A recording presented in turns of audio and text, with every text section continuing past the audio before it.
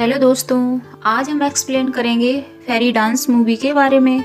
Movie की शुरुआत railway platform से होती है, जहां पर एक प्रेग्नेंट लेडीज दिखाई जाती है जो एक ट्रेन में चढ़ जाती है। तभी एक आदमी उसे ढूंढता हुआ प्लेटफॉर्म पर आता है और उस महिला को जियोमी के नाम से आवाज देता है। वह महिला उसे कोई जवाब नहीं देती। वो उस ट्रेन में खिड़की से चढ़ जाता है और वह जियोमी से कहता है कि तुम जिस इंसान को 9 महीने से ढूंढ रही हो वह इंसान है भी या नहीं। उस आदमी का नाम गुलचैन होता है, जो उसके बच्चे को अपना नाम देने के लिए कहता है। गुलचैन जियोमी से शादी करने के लिए कहता है कि तभी अचानक से जियोमी के पेट में दर्द शुरू हो जाता है।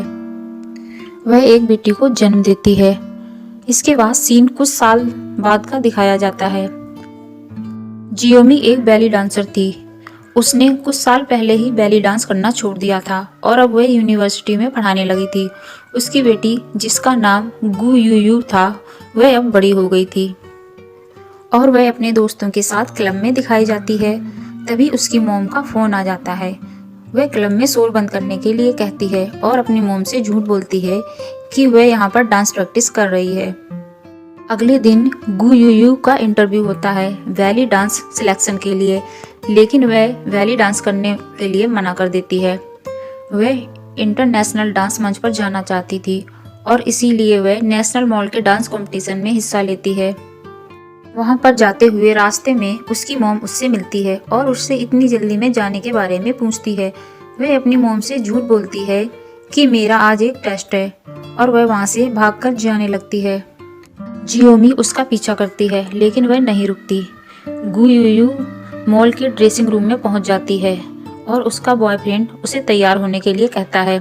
वह तैयार होने लगती है। तभी उसकी मॉम वहां पर पहुंच जाती है और उसके गाल पर थप्पड़ लगा देती है और उससे कहती है कि तुम मुझसे इतने सालों से झूठ बोल रही थी।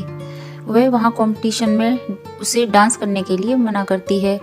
गु यूयू कहती है कि मुझे बैली डांस से नफरत है, लेकिन आपने कभी ये जानना नहीं चाहा कि मैं क्या चाहती हूँ। दोनों के बीच आपस में बहस होने लगती है, लेकिन गु यूयू नहीं मानती और वहां से मंच की तरफ जाने लगती है। उसकी मॉम उसके पीछे आती है और दोनों एक लैब के अंदर दिखाई जाती हैं। तभी अचानक से उस लैब के अंदर से तरंगे निकलती हैं और उन दोनों को एक झटका लगता है और दोनों बेहोश हो जाती हैं। और जब उन्हें होश आता है तो वह अपना फेस देखती हैं, तो उन्हें पता चलता है कि उन दोनों के शरीर एक दूसरे से बदल गए हैं। तभी कुछ गार्ड्स लैब के अंदर आते हैं और गु यूयू को पकड़कर ले जाते हैं, जो अपने मॉम के शरीर में होती है। और उसकी मॉम, जो कि गु यूयू के शरीर में होती है, वह मंच पर सबके सामने पहुंच जाती है। मंच पर पहुंचकर वह बहुत जोर से चीखने लगती है और वहां से चली जाती है। इधर गु यूयू अपने मॉम के शरीर में होती है। वह अपने बॉयफ्रेंड माओ को आवाज देती है, लेकिन गार्ड उसे वहां जाने नहीं देता। तभी वह ड्रेसिंग रूम में आकर अपने फेस पर कपड़े का मास्क पहनकर मंच पर आ जाती है और अपने बॉयफ्रेंड को इशारे में समझाती है और फिर उसके साथ डांस करने लगती है। तभी उसके डैड का फोन आ जाता है। वह उसकी आवाज़ सुनकर चौंक जाता है। वह अपने डैड से मिलने को कहती है और कुछ देर बाद दोनों गुलचैन के पास पहुंच जाती हैं। उसका डैड जानवरों का डॉक्टर था। दोनों उसे अपनी परेशानी के बारे में बताती हैं और उसका इलाज ढूंढने के लिए कहती हैं।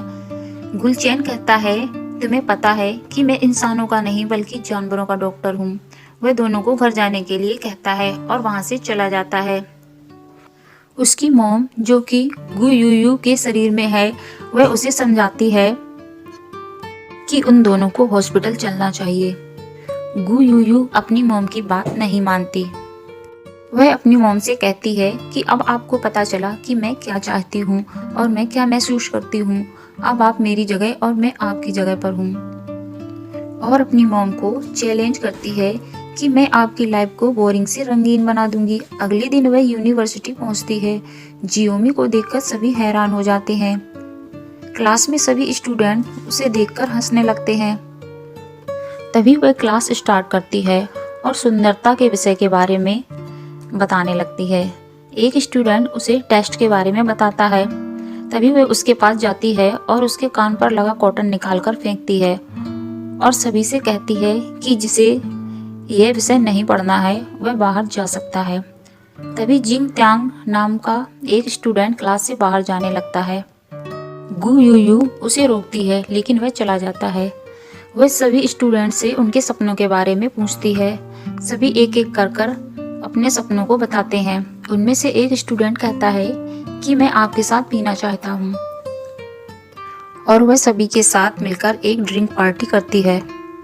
अगले दिन यूनिवर्सिटी में कॉन्फ्रेंस मीटिंग होती है। वहाँ पर जियोमी को बुलाया जाता है। तभी गु यू नशे की हालत में मंच पर आती है और उस डायरेक्टर को पकड़कर मंच पर गिर जाती है।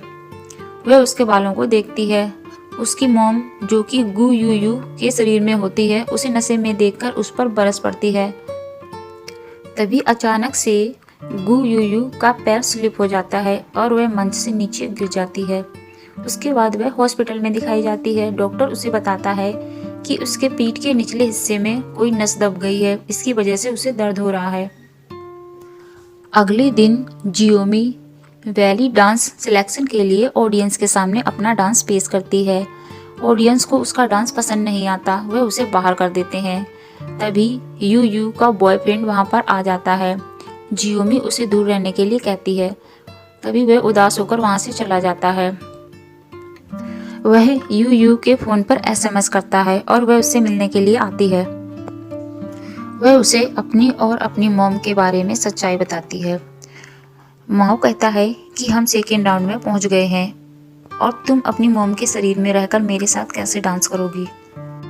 वह कहती है कि डांस मैं नहीं बल्कि मेरी मॉम करेगी, क्योंकि मेरी मॉम एक बैली डांसर थी। वह अपनी मॉम को फ़ोन करके बुलाती है और उसकी जगह हिप हॉप डांस करने के लिए कहती है। वह मान जाती है और माओ के पास हिप हॉप डांस सीखने के लिए पहुंच जाती है। दूसरी तरफ यू को दर्द से आराम मिल जाता है और वो दोनों एक दूसरे की लाइफ जीने लगते हैं। तभी उन्हें एक कॉन्ट्रैक्ट मिलता है जो कि स्टार कंपनी का होता है, जो अमेरिका की कंपनी होती है।